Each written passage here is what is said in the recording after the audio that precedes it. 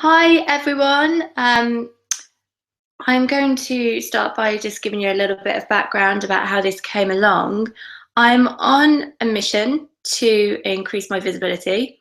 Um, my purpose is to transform the invisible into the visible. So I thought, really, I need to start with myself. And I had a bit of time alone in the house tonight. So I thought, best way to do it is to just get out there and do it, really. So I've created this impromptu webinar, and I'm going to get going in just a couple of minutes. Just wait for anybody else to come along. So also, confession time, it's the first time I've used Google Hangouts, so I'm just trying to work out how I actually get everything to work. So hopefully you can all hear me okay. If you have any questions, I think the Q&A is, I think you can do that. Yeah, so okay. So you can ask questions if you want to ask any questions. If you can't hear me, if anything I'm saying doesn't make sense, then shout up and we can sort things out. Okay. So I'm going to move on to the actual presentation part of the webinar because I want you to be able to ask as many questions as you want about the webinar side of it. So if I just get my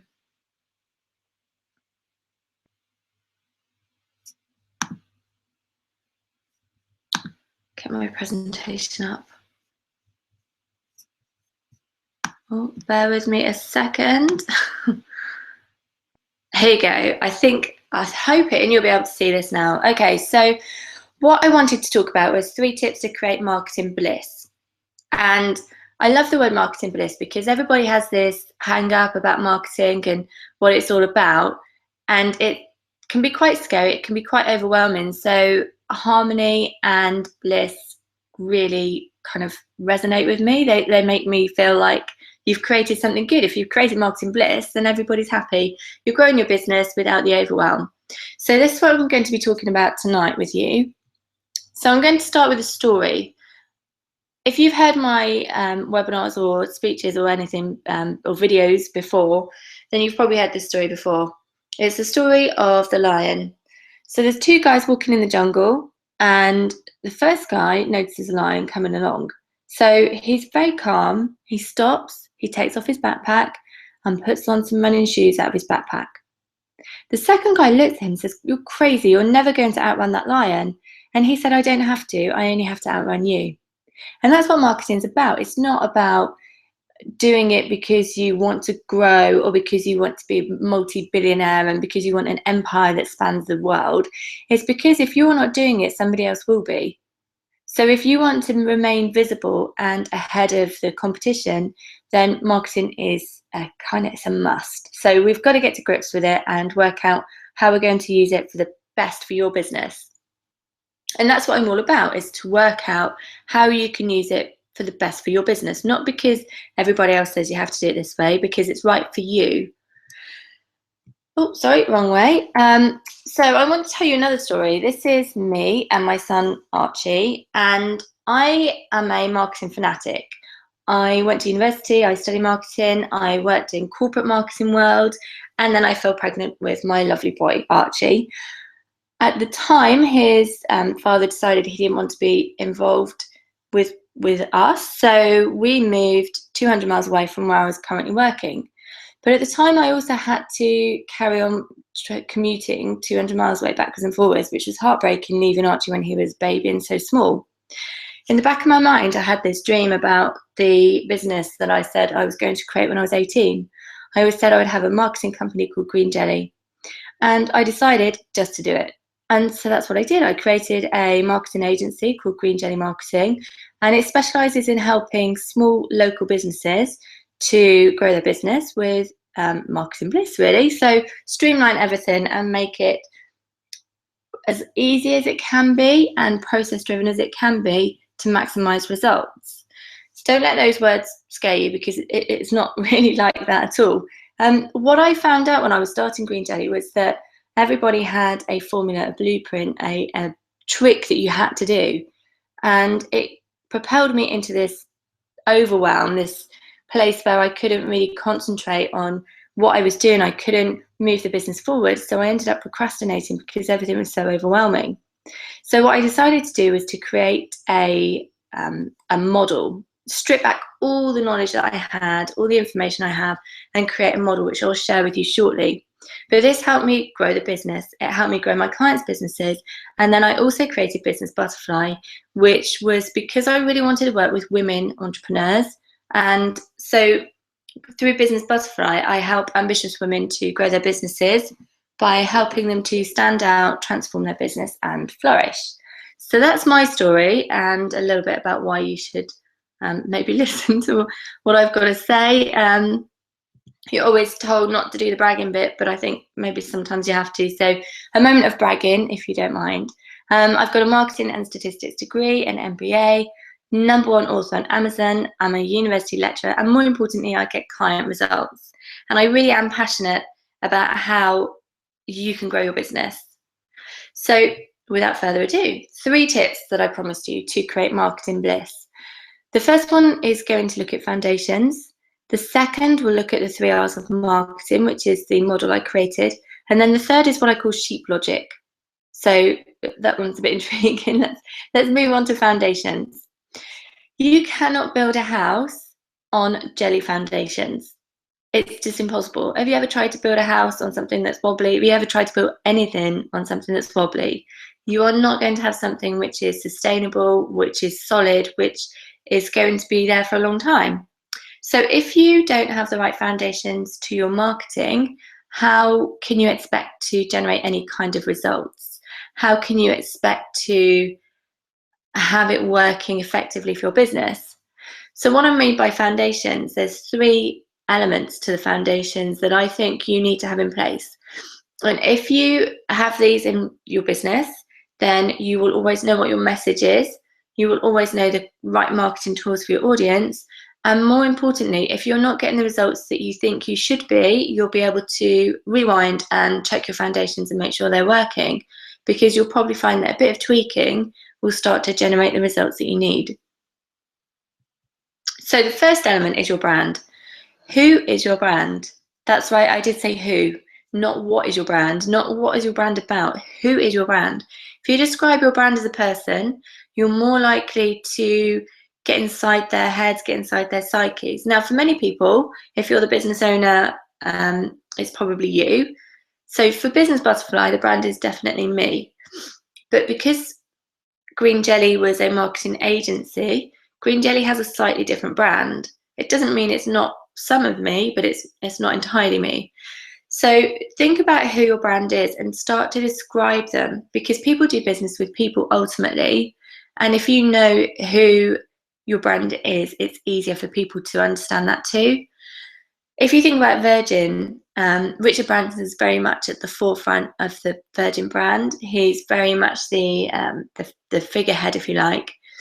And if you think about some of the words that pop into your head when you think about Virgin, they tend to be characteristics. It's kind of audacious, out there, ballsy, creative, all these kind of words.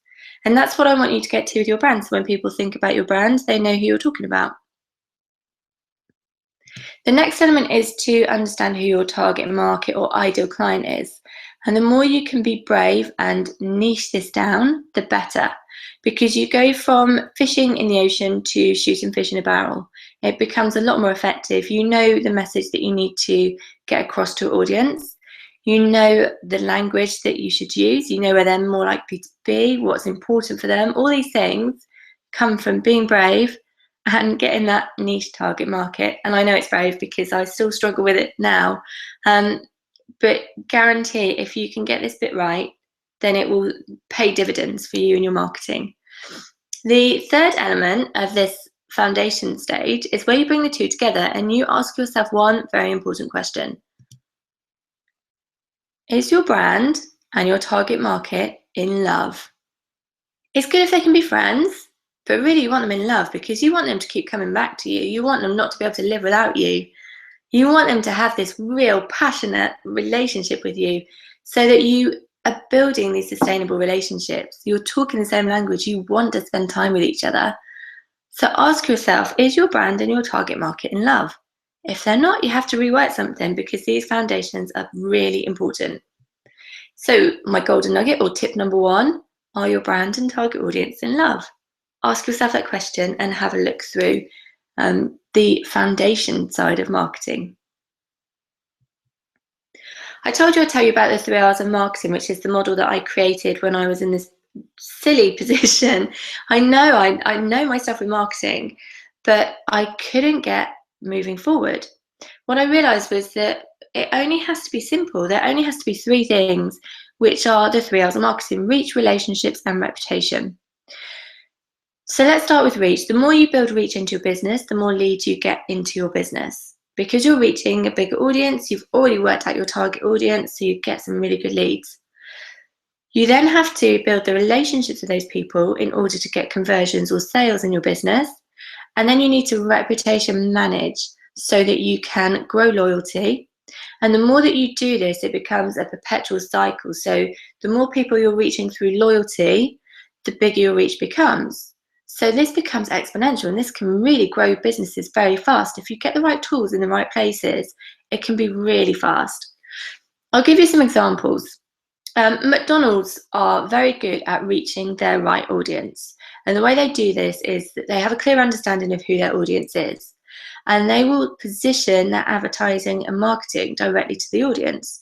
So we've all seen the ones where they're talking to the mums who are trying to get more fruit and veg into the kids' diets, and they've got free Fruit Friday or whatever it is.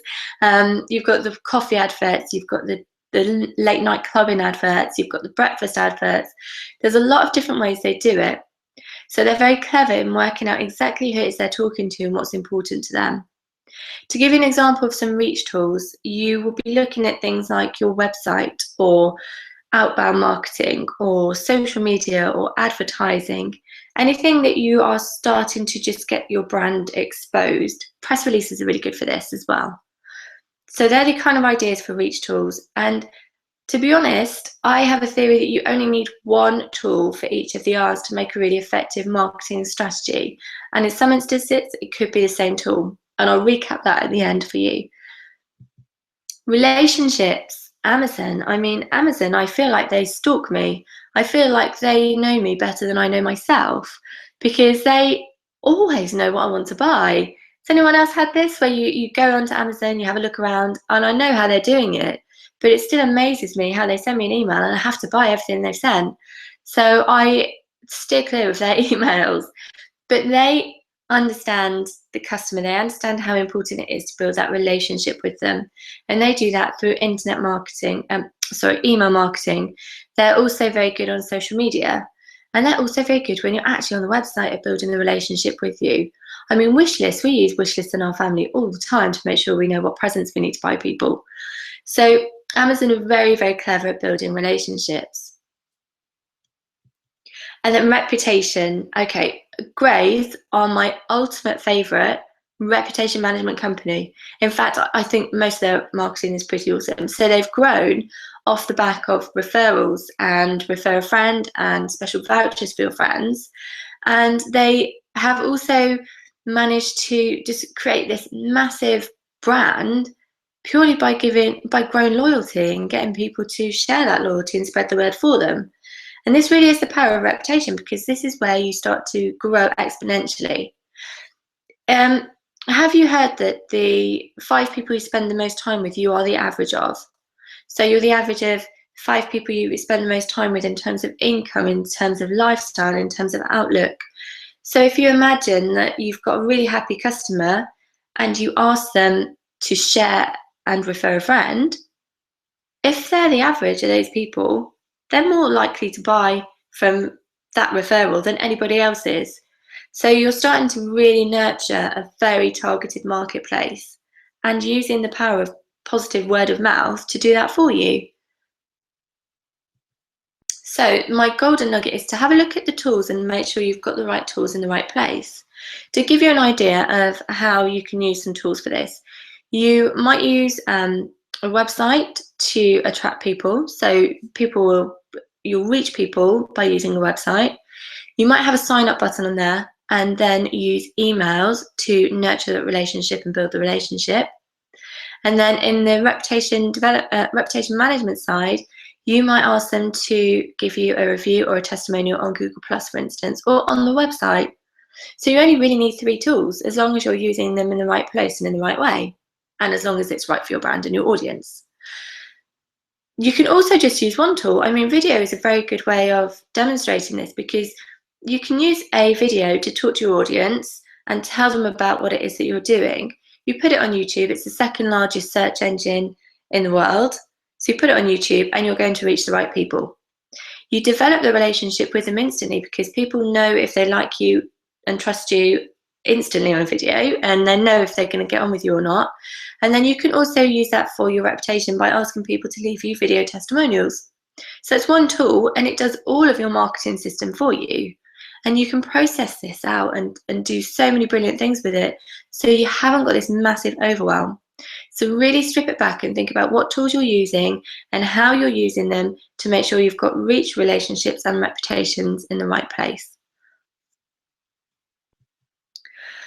Okay, my third tip, don't be a sheep. This is my sheep logic. I have a theory that you do a lot of marketing, and feel free to tell me I'm wrong, because I'm happy when people tell me I'm wrong if I am genuinely wrong. Doesn't happen very often, but don't tell anybody. So here's the thing. If you think that you have to use every single marketing tool in the world, you are obviously going to be overwhelmed. You're going to be spending more time creating a mini marketing agency just for your business than you are doing the business or growing the business. You're going to be a marketer in your business to the nth degree, and that's not what you should be doing. So don't feel that you have to be on Facebook because everyone says that you should, or you have to be on Twitter because that's where you should be in your market, or you have to be on LinkedIn because your competitor next door to you is doing that. What I would like you to do is really step back and think about what feels good for you. It has to feel good and it has to resonate with you, because if it doesn't, you're not going to be doing it consistently. If you're not consistent, there's no point doing it. So think about what feels good for you. What do you get on with? Which tools do you like to do? Where do you want to be? The only caveat to this is to make sure that it's right for your brand and your audience. But think about all your tools and rate them if you want, and 1 out of 10. What would you, 1 to 10? What do you like the most? Which do you dislike the most? Where do you get the most business from? Don't spend all day on Facebook because you love it if you're never going to get any business from there, because that's not right for your brand or your audience, and maybe that's the bit you need to tweak. All I'm inviting you to do is have a look at your marketing tools and think about the ones that you're doing because you want to, or because it feels good with you. If there are no marketing tools that you like, maybe think about outsourcing them. And if there's a stumbling block that's stopping you from moving forward, the one thing I hear quite a lot is, I can't market my business, I can't move forward because I don't have a website. You don't need a website. You don't need a website at all. In fact, you don't even need a landing page, but you could have a landing page, that's fine. All you need is presence. It doesn't matter, as long as it's right for your business brand and for your audience, just have the right presence. So I invite you to ditch it or change it. If it doesn't feel right for you, if it's not working for you, ditch it or change it. So they're my 3 tips for you. Make sure your foundations are right.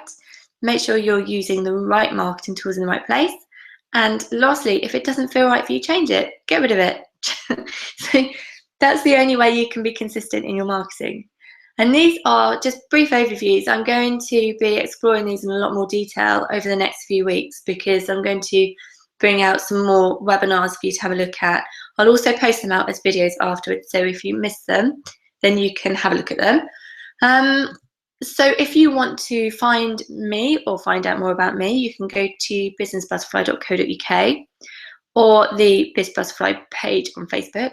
But I would love you to come and join me on Business Butterfly Marketing Bliss group in Facebook. Excuse me. Because I am on a journey of visibility.